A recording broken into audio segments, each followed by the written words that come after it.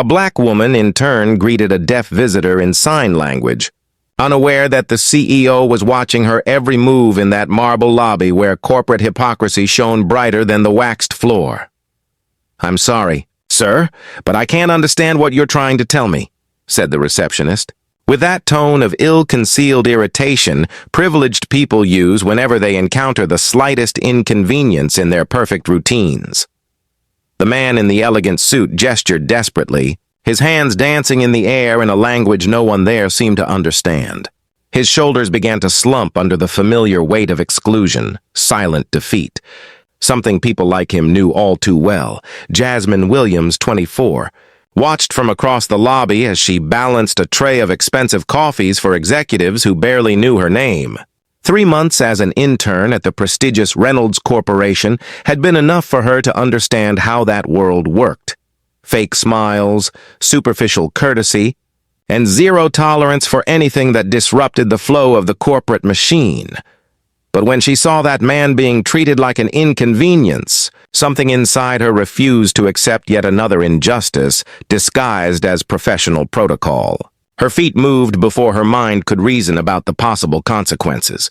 She approached the counter, set the tray aside, and raised her hands with the fluid grace of someone who had spent years perfecting every gesture. "Hello, sir. Can I help you?" Her hands formed the words her voice could not convey in the same way. His face lit up as if someone had turned on a light in a dark room. "Thank you. I thought no one here would understand me," he replied, his gestures laden with genuine relief. The entire lobby stopped. Conversation ceased, footsteps slowed, and all eyes turned to this unexpected scene. A black intern conversing fluently in sign language with a visitor whom the receptionist had dismissed as a problem. What Jasmine didn't know was that Lawrence Reynolds, the company's CEO, had just stepped out of the executive elevator and was witnessing every second of that interaction. His gray eyes, known for dismantling seasoned executives with a single glance, now watched with a different intensity, as if he were seeing something he had long sought without realizing it. But neither Jasmine nor Lawrence could have predicted that this simple display of humanity was about to unleash the fury of someone who considered any act of kindness a personal threat to her own mediocrity. Across the lobby, Victoria Sterling, supervisor of the marketing department, watched with the kind of anger only insecure people feel when they witness genuine competence. Her eyes narrowed as she calculated exactly how to turn this moment of compassion into a public lesson on knowing your place. What Victoria didn't realize was that every cruel word she was about to utter would be remembered with photographic precision by someone who had the power to completely rewrite the ending of this story. If you want to find out how a simple act of kindness can reveal people's true character and set off a chain of events no one could have predicted, be sure to subscribe, because what happened in the next few minutes would forever change the lives of everyone involved. Well, well. What a touching scene. Victoria's sharp voice cut through the lobby like a blade, echoing off the marble so that everyone could hear it perfectly. And in turn, playing professional interpreter? How adorable! Jasmine felt the blood freeze in her veins. All eyes in the lobby turned to her, including those of executives who until then hadn't even known she existed. Victoria approached with calculated steps, her heels echoing like a countdown to public humiliation. "Sorry to interrupt this performance," she continued, sarcasm dripping from every word. "But we have protocols in this company. Interns do not interpret for clients. That's what certified professionals are for." The deaf man looked confused between the two women, clearly sensing the tension even without hearing the venom in Victoria's words. Jasmine quickly signed, "I apologize, sir. It seems I overstepped my bounds." "Exactly," Victoria smiled coldly. "Jasmine, isn't it? 3 months here and already thinking you're indispensable. How ambitious." The word ambitious fell from her lips like an insult. Lawrence Reynolds stood motionless near the elevators, observing every nuance of the interaction. His seasoned eyes, skilled at reading people, captured every micro-gesture, every inflection, every revelation of character under pressure. "Senora Victoria," Jasmine tried to keep her voice steady, "I was just helping." He needed a qualified professional. Victoria cut her off brutally. Not an intern showing off to get attention. Do you think a few hand gestures are going to impress anyone here? The receptionist smiled discreetly, clearly pleased to see someone else humiliated for failing to solve a problem she herself had created. Other employees began to gather, drawn to the public drama like flies to the honey of someone else's misfortune. Jasmine took a deep breath, and something in her gaze shifted. For a split second, Victoria might have noticed that this young woman wasn't being broken by humiliation. She was being forged by it. "I understand your concern," Jasmine said, her voice calm, almost serene. "It wasn't my intention to cause trouble." "Your intention?" Victoria laughed loudly. "Honey, you're a 3-month intern. Your intentions are irrelevant. Your job is to bring coffee, make copies, and learn to be invisible until you've earned the right to have opinions." The deaf man gently touched Jasmine's arm and signed, "You don't have to apologize for being kind. Thank you for your help." When Jasmine translated his words aloud, something interesting happened. Some faces in the crowd showed genuine discomfort at Victoria's unnecessary cruelty. But Victoria didn't notice. She was too busy savoring her moment of power. How dramatic. Victoria rolled her eyes. "Jasmine, you have work to do. I suggest you return to your actual responsibilities and leave professional matters to those who really understand the subject." That's when Jasmine did something no one expected. Instead of cowering or running away, she turned to the deaf man and signed with fluid, elegant gestures. "Sir, it was an honor to help you. I hope you find exactly what you're looking for at this company." The natural flow of her movements made even Victoria pause for a moment. These weren't the clumsy signs of someone who had memorized a few phrases. They were the fluent expressions of someone who had truly mastered the language. The man smiled and replied in sign language, his gestures quick and expressive. Jasmine laughed, a genuine, warm laugh, before interpreting. "He says he rarely meets someone who communicates so naturally. And he has a meeting scheduled with the CEO about an accessibility project." The silence in the lobby became almost palpable. Victoria blinked several times, slowly processing that this was not just any visitor, but someone important enough to have a direct meeting with Lawrence Reynolds himself. "Well," Victoria tried to regain control, "I'm sure Mr. Reynolds will arrange for a suitable interpreter for his meeting." "Actually," a deep voice cut through the tension like an axe, "I believe I've already found the perfect interpreter." Everyone turned to see Lawrence Reynolds approaching the group, his presence filling the space like a magnetic field. Victoria paled instantly. How much of that conversation had the CEO witnessed? "Mr. Reynolds," Victoria stammered. "I was just explaining the company protocols for publicly humiliating an employee who has demonstrated exceptional competence and genuine kindness." Lawrence finished for her, his voice calm but carrying an authority that made Victoria take a step back. Jasmine remained still, but her eyes briefly met Lawrence's. In that moment, he saw something that reminded him of his own daughter, the same quiet determination, the same refusal to be broken by small people in positions of temporary power. "Jasmine," Lawrence said without looking away from Victoria, "join me and Mr. Martinez for the meeting. It seems you are exactly the person we need for this project." As the three headed for the elevators, Lawrence added casually, but loud enough for the entire lobby to hear, "Victoria, see me in my office in an hour. We have a lot to discuss about leadership and protocols." Jasmine stepped into the elevator, still processing what had just happened. But a part of her, a part Victoria had completely underestimated, wasn't surprised at all. Because sometimes, when you grow up being underestimated because of your color, your gender, or your background, you develop a special intuition. You learn to recognize who truly has power and who is just pretending, and you learn to wait for the right moment. What Victoria Sterling didn't know was that Jasmine Williams hadn't learned sign language by accident, nor had she developed that serenity under pressure for no reason. And she definitely didn't know that.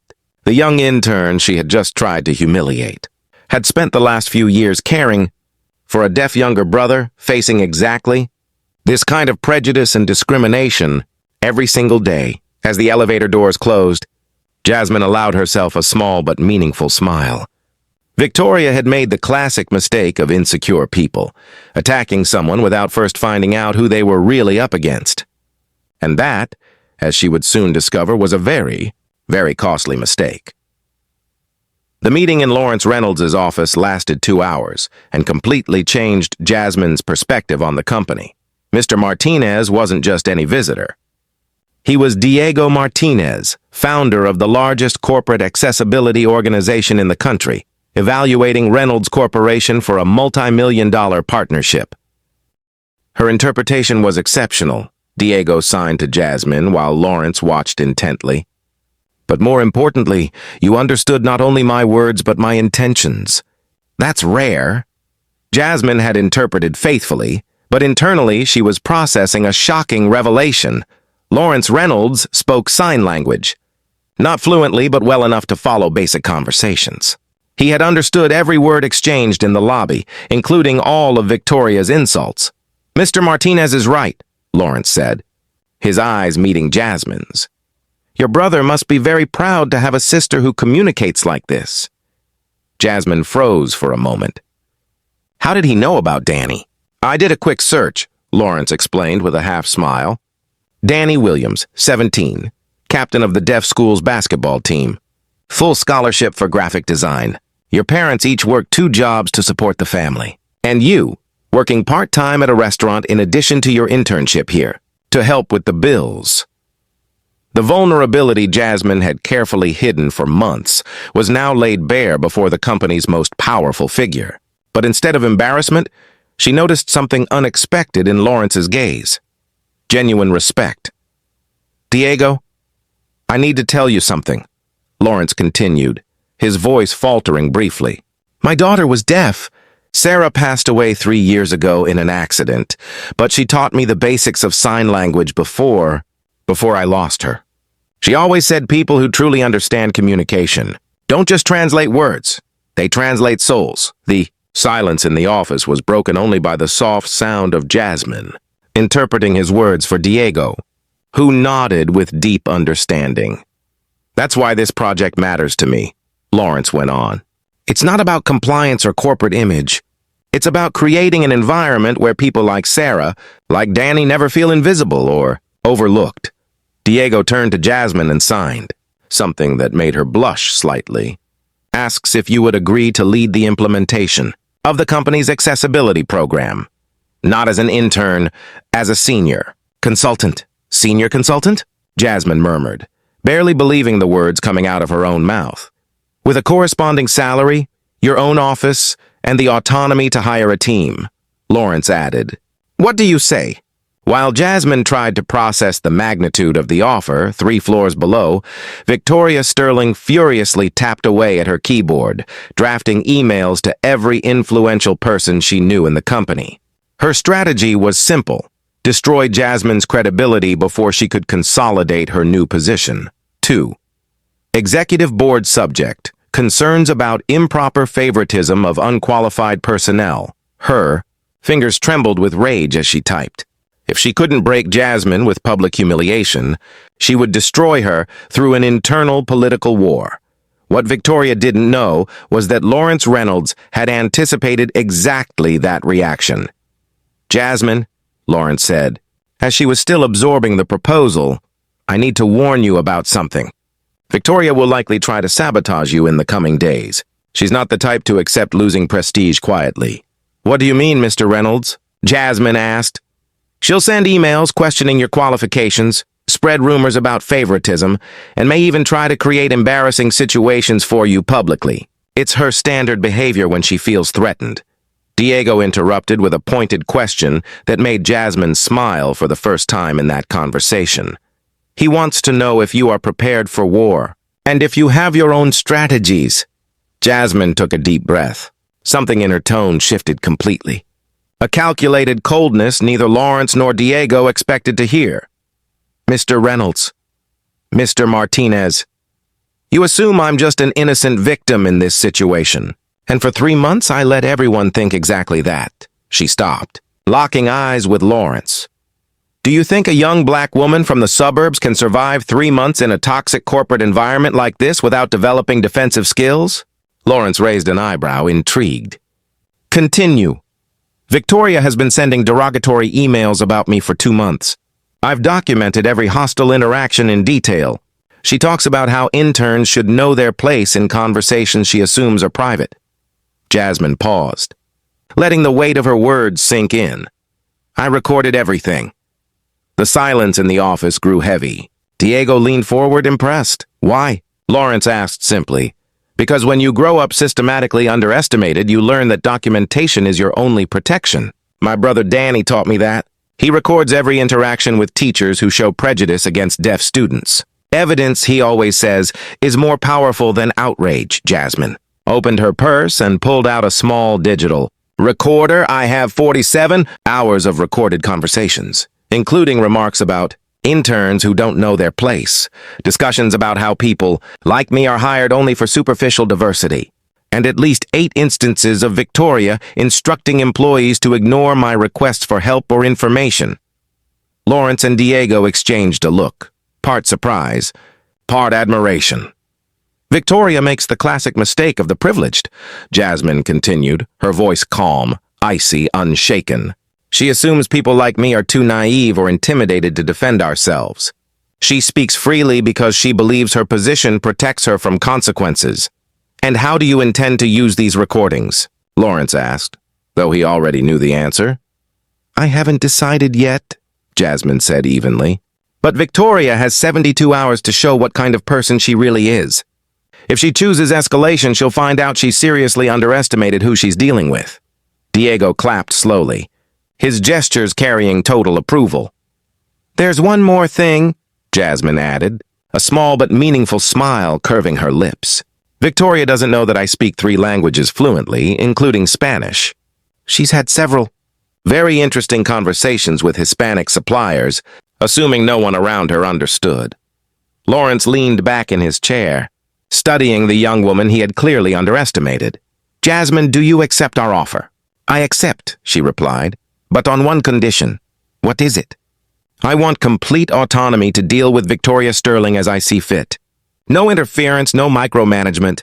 She can choose whether this ends peacefully or becomes a lesson the entire company will never forget. The smile that spread across Lawrence Reynolds' face was the same smile that had built a corporate empire, pure recognition of a strategic mind meeting another. Diego, Lawrence said, I believe we've found exactly the right person to revolutionize our approach to corporate communications. As the hiring papers were being prepared, none of the 3 realized that Victoria had already accelerated her own plans. At that very moment, she was sending a message to the city's leading corporate newspaper, offering an exclusive story about so-called racial favoritism at Reynolds Corporation. What Victoria Sterling couldn't have imagined was that her declared war was about to become the most meticulously documented public destruction the corporate world had witnessed in decades, and it would all begin in less than 24 hours when she made the ultimate mistake of underestimating not only Jasmine Williams, but the quiet, patient power of someone who had learned to plan her battles long before fighting them. The bomb exploded the next morning in a way Victoria Sterling could never have predicted. She had called an urgent executive board meeting to expose inappropriate hiring practices, confident that her behind-the-scenes maneuvering had undermined any credibility Jasmine might have built. Gentlemen, Victoria began her presentation with the venomous smile of someone who believed she held all the cards. I have brought you here to discuss a serious case of favoritism that jeopardizes our corporate reputation. Lawrence sat silently at the head of the table, watching Victoria with the patience of a predator waiting for the perfect moment. Jasmine was present as a newly hired senior consultant, a title that made Victoria visibly grind her teeth. This person, Victoria pointed at Jasmine without even looking her in the eye, was promoted from intern to senior consultant in less than 24 hours. No qualifications, no experience, based on what, Victoria? Lawrence interrupted, his voice cutting through the air like a blade. Victoria hesitated for a split second, realizing too late that she had fallen into a trap. Well, obvious favoritism. We all know certain hires are made based on quotas, not merit. The silence in the room grew heavy. Some board members exchanged uncomfortable glances. Interesting, Jasmine said calmly, turning on a small recorder in the center of the table. Victoria, do you mind if we play back some of your conversations about quotas and merit? Victoria's face instantly paled. That's illegal. You can't. Actually, Lawrence smiled coldly. Recordings made in common areas of the company are perfectly legal when they document systematic discrimination. Victoria's voice then echoed through the speakers. These diversity interns are all the same, hired to fill quotas. They know nothing, and yet they think they deserve promotions. The faces around the table hardened. Victoria lunged to turn off the equipment, but Jasmine gently pushed her hand away. We have more, Jasmine continued with icy serenity. Victoria, do you remember this conversation with Sarah from HR about people like me? A new recording played. People like her need to learn to stay in their place. No matter how many nice gestures she makes, an intern is an intern, especially those who come from... You know where? Victoria stood abruptly, her voice shrill. That's out of context. Out of context, Jasmine repeated thoughtfully. You're right. Let's give the full context. The meeting room screen lit up, displaying a detailed spreadsheet. Hours of recordings. Over 2 months. Discriminatory comments based on race. Derogatory. References about people who don't know their place. And my personal favorite, Jasmine added, a new recording played, Victoria laughing with colleagues about how the little black cleaning lady had been promoted to making coffee. I never... Victoria stammered, but her own voice contradicted her. Victoria, Lawrence rose slowly, his authority filling the room. In 20 years of running this company, I have never witnessed such a systematic display of toxicity and discrimination. Lawrence, you can't believe her. It's a setup. What? At that exact moment, Diego Martinez entered the room, accompanied by 2 reporters and a camera. Sorry to interrupt, but when I heard there would be a discussion about discrimination at Reynolds Corporation, I thought it was important to document it for our corporate accessibility project. Victoria froze. She realized she had fallen into the perfect trap. Not only was her career destroyed, it was being broadcast live to the largest corporate inclusion project in the country. Victoria Sterling. Lawrence pronounced each word with surgical precision. You are terminated for cause. Security will accompany you to clear your desk. And Victoria... He paused, meeting her eyes one last time. I strongly recommend you seek legal counsel. Jasmine has sufficient documentation for a discrimination lawsuit that will destroy any chance of you ever working in corporate communications again. As Victoria was escorted out, her protests echoing down the hallway, Jasmine remained calmly seated. There was no petty triumph on her face, only the quiet satisfaction of someone who had executed justice with surgical precision. Diego applauded slowly. Impressive. You documented systematic discrimination, exposed corporate toxicity, and turned her own humiliation into the ultimate downfall of those who attacked you. Lawrence nodded with genuine approval. Jasmine, you just gave our entire industry a masterclass on how to combat prejudice with strategic intelligence. But the real twist was yet to come. Victoria Sterling didn't know that Jasmine had already sent copies of all the recordings to the city's leading corporate newspaper, the very same newspaper Victoria had contacted, to expose the alleged favoritism. That afternoon's headline would not only destroy Victoria, but serve as a warning to every toxic executive who underestimated people who were different. Executive fired for systematic discrimination, recordings reveal. 2 months of racist comments at major corporation. The war was over before Victoria even realized she had been fighting someone infinitely more prepared, strategic and intelligent than her arrogance had allowed her to recognize. 6 months later, the headline that had destroyed Victoria Sterling still echoed through the corporate world as a grim warning. Former executive sued for systematic discrimination, loses. Everything in million-dollar court battle. Victoria had desperately tried to rebuild her career, but quickly discovered that a reputation destroyed by irrefutable evidence offers no second chances. No reputable company would risk hiring someone whose discriminatory recordings had become a case study in business ethics courses. Her penthouse apartment was sold to pay lawyers. Her elite social circle evaporated the moment her toxicity became public. Her corporate connections cut ties as if she were radioactive. Meanwhile, Jasmine Williams had become the most sought-after accessibility consultant in the country. Her department at Reynolds Corporation had expanded into an entire division, generating millions in contracts and positioning the company as a national leader in corporate inclusion. "Jasmine," Lawrence said during the quarterly board meeting, "your division has increased our revenue by 340% this year. More importantly, we have completely changed our corporate culture." Diego Martinez, now an official partner in a nationwide project, proudly added, "You didn't just create a program, you created a movement. Companies across the country are copying your model." Danny, now 18, regularly visited her sister's office, an office with a panoramic view of the city, where a gold plaque on the door read, "Jasmine Williams, Executive Director of Accessibility and Inclusion. Do you remember when I said that one day you would be seen?" Danny signed with a beaming smile. "You didn't just prove your worth, you redefined what worth means." Jasmine's transformation transcended numbers and titles. She had become a national voice at corporate conferences.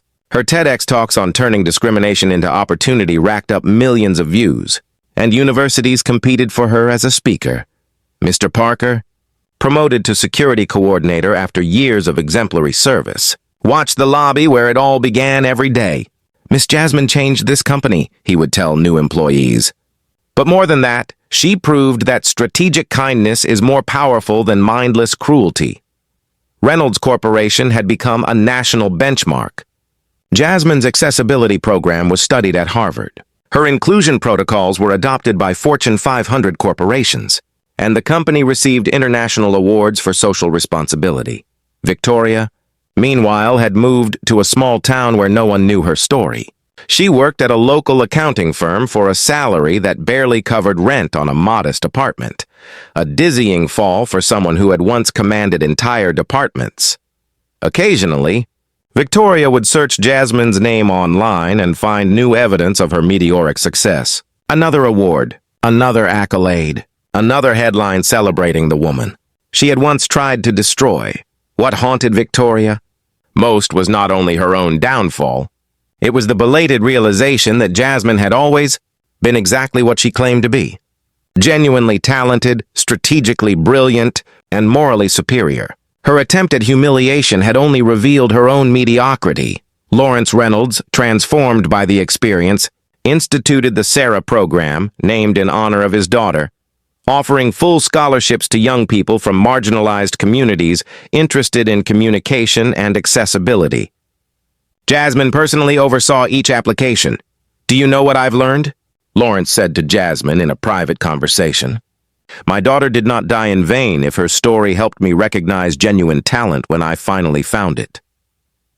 The company had become a magnet for diverse talent, not because of quotas or external pressures, but because Jasmine had proven that real inclusion generates extraordinary results. Professionals from all backgrounds competed for positions in a corporation that truly valued merit combined with character. Danny graduated as the top student in her class in graphic design and was immediately hired by Reynolds' marketing division. On his first day at work, he signed to Jasmine, "Now we're officially co-workers." Jasmine's revenge had transcended personal punishment. It had become a systemic revolution. She hadn't just taken down a toxic person. She had built a model for how organizations can thrive when they genuinely embrace diversity. Victoria. Sterling had tried to reduce Jasmine to stereotypes and limitations. In response, Jasmine became a transformative force who redefined industry standards. The intern, once dismissed as inappropriate, now led changes that impacted thousands of lives. The lesson was crystal clear.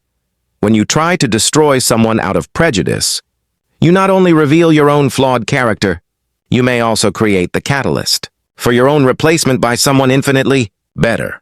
Jasmine Williams proved that the best revenge is not to repay cruelty with cruelty, but to turn discrimination into fuel for such absolute success that it makes any future attempt at minimization irrelevant. If this story of transformation and justice touched your heart, subscribe to the channel for more stories that prove our origins never define our destiny. Only our determination to turn obstacles into extraordinary opportunities.